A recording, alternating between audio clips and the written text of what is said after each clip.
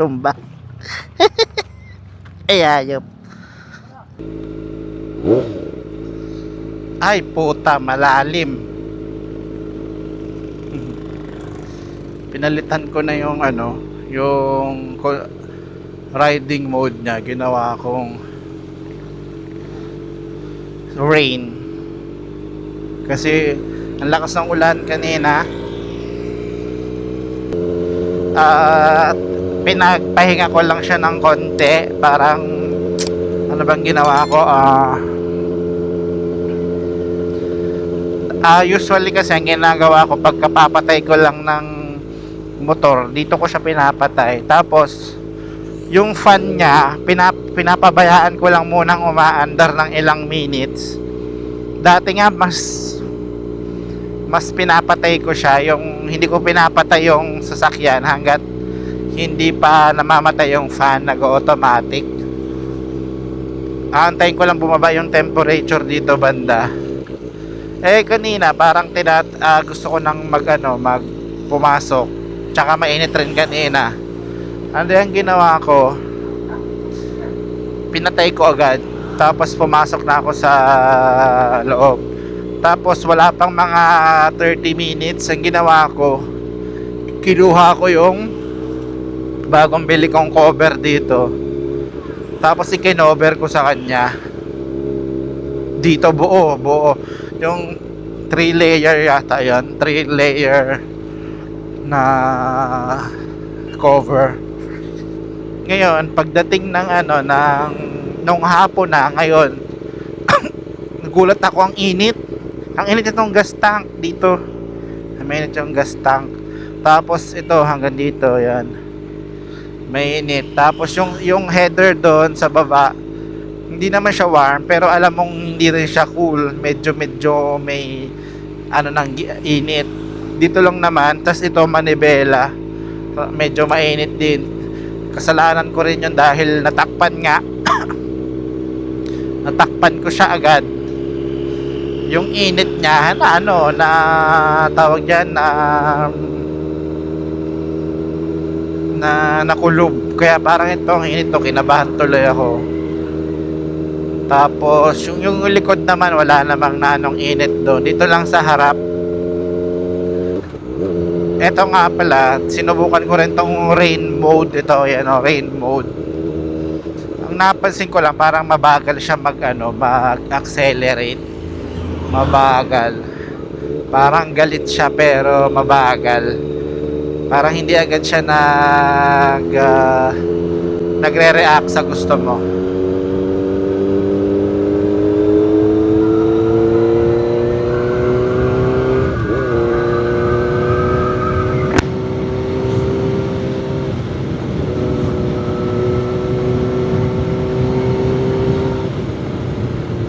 Hop. Siguro yung traction control niya mas mataas. Kaya pag naka-rain mode, yun ang pakiramdam ko. Mamaya i-google ko mamaya na kung totoo yung nasa isip ko. May 4 na mode nga pala tong motor nitong ZX.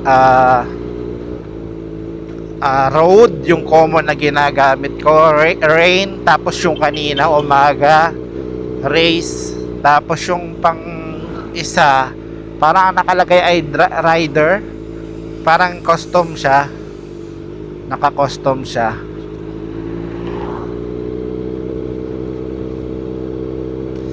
Grabe dadaan pa akong Sienalos kasi papa-order ng pansit.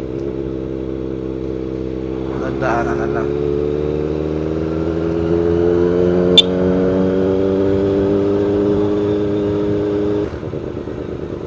Mas less din yung ingay niya pag naka-rain. Pero pagkababa ko sa Sienalos, baka ibalik ko to sa road. Hindi naman masyadong basa yung kalsada. May filtran ko pala sa Panganiban. Ba't sa Paracale wala? Walang biyahe.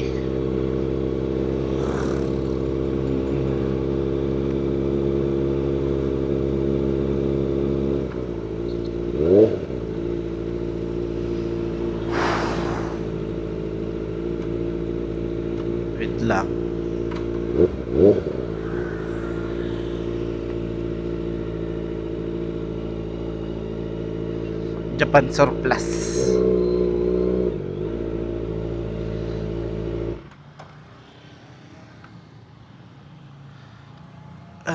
Ih, puta! Ih, puta! Tumba. Ay, ayop. Patulong daw. Ay, pagod na ako. Ay. Kaya nga. Sakit ng tuhod ko na eh. Ay, nugas-gas. Ayop yan. Aray ko. Sakit. Mamamaga ang tuhod ko nito. Pipilay tayo nito. Hindi ako makakalakad dito bukas. Natumba ako sa motor. Ano kaya ang gas-gas niya? Tingnan ko nga. Ito lang oh. Ay, tsaka ito oh. Tangina. Ito oh. Ayan. Ay, nako. Sa history ko ng pagmumotor, lagi ako natutumba pag nagpa-park. Ay, nako. Visit. Ay, ito pa pala. Daanan ko si Eric dyan mamaya.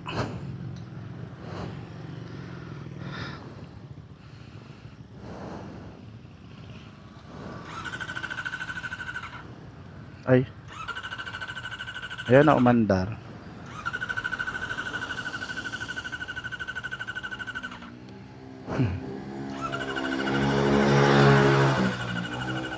Ay, patay. Ayaw umandar.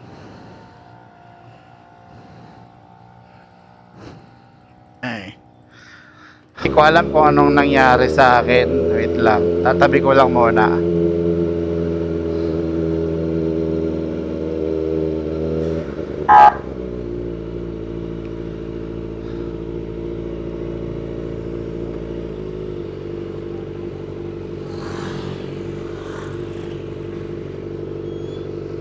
Hindi tuloy ako makapagsalita.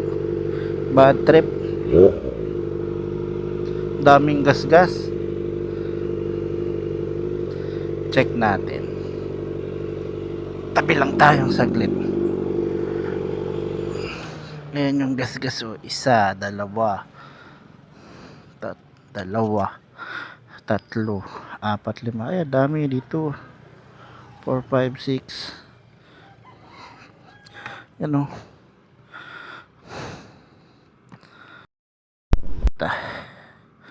May gas-gas. Tangina. Ganda pa naman ay. Pero pintura ano lang. Dito kaya wala naman no. Yun ang kasalanan ko. Kasi hindi ako bumili agad na slider. Ng frame slider.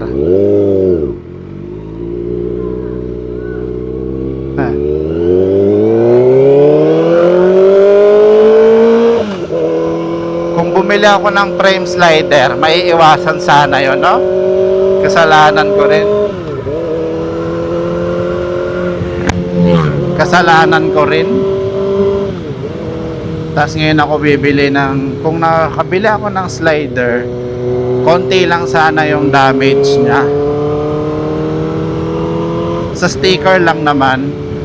Tapos may konti, pero sayang. Bago pa naman. Isang buwan pa lang, natumba na agad.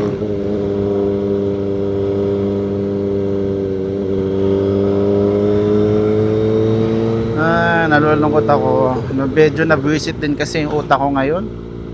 Bago umalis, lumakas ang ulan. Bago ako umalis sa Sabungan, lumakas yung ulan na super lakas. Tapos nag-brown out pa. E di abala pa yun ng init. Basta may kasalanan ko rin na umalis agad ako na ano.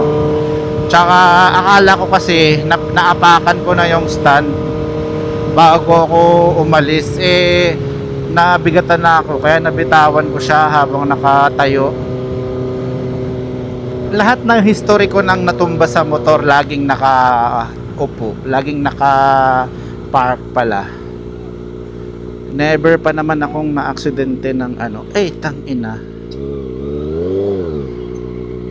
Bad trip. Bakit ganun yung mga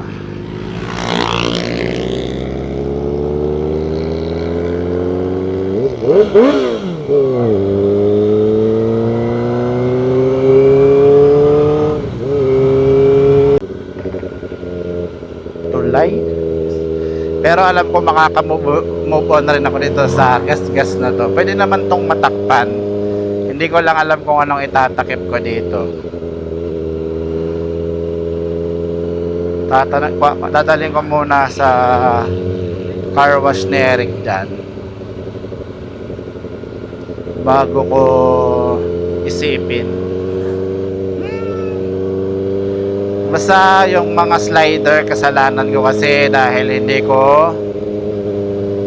ko nilagyan agad. Yun yung frame slider. Pati nga yung sa lagayan ng stand sa likod, slider din pala yun. Ano bang hindi ko alam ang tawag ay.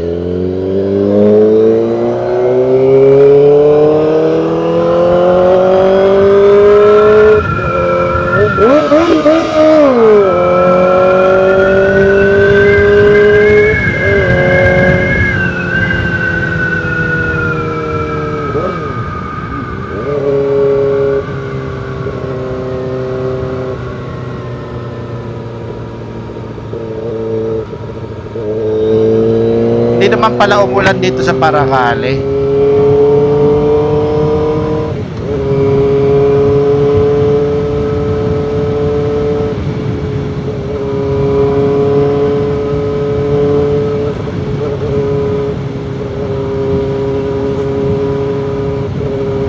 Sunday pa naman ngayon, mamamasyal pa naman sana kami nung asawa ko, kaso nabibuisit ako.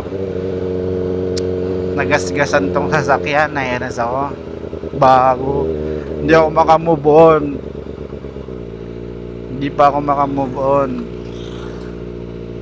Hindi ako makamove on. Nainis ako.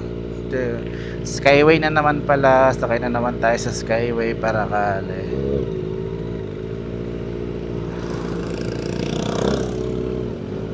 Hirap pa naman mag-control nito. Yung sa lubungan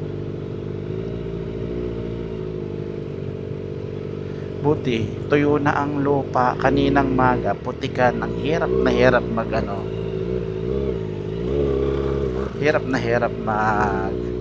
maniobra.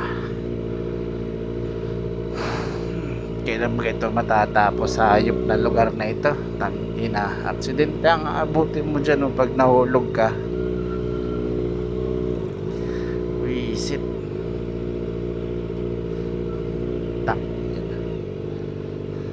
Lagi na lang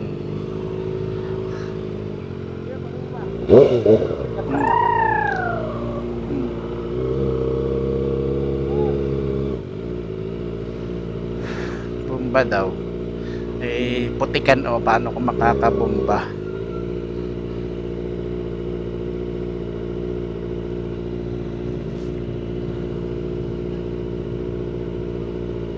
Ayaw pa nangyari doon sa mga kotse.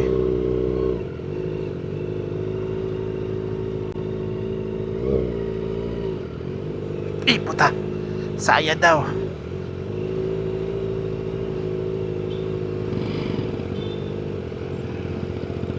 Hirap na. Tangina. Ba't naman ganito katagal dito? Visit. Kung hindi pa pumutok yung hayop na sa TV na yan, dito gagawin siguro. Putang ina. Wala pa yung mga issue na ginagawa na dito. Putang ina.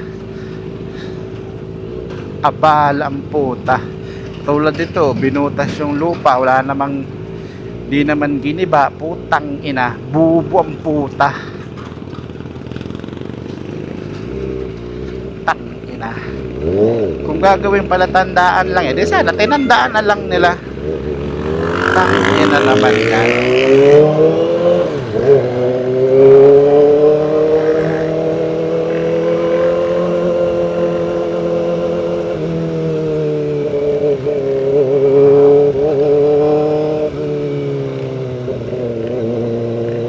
Nakakadagdag inis.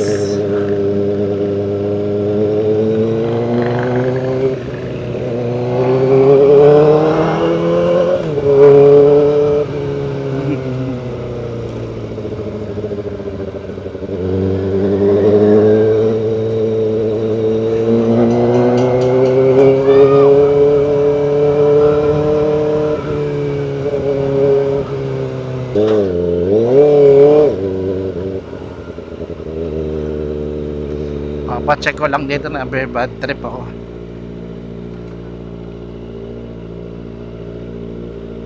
Hayop yan.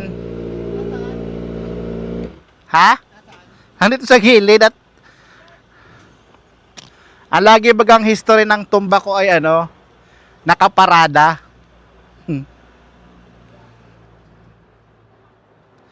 Lagi nakaparada baga, lagi baga akong natutumbahan ng nakaparada. Ay ano, Pag hindi pantay yung inano mo, katulad niya no, hindi, akala ko naapakan ko.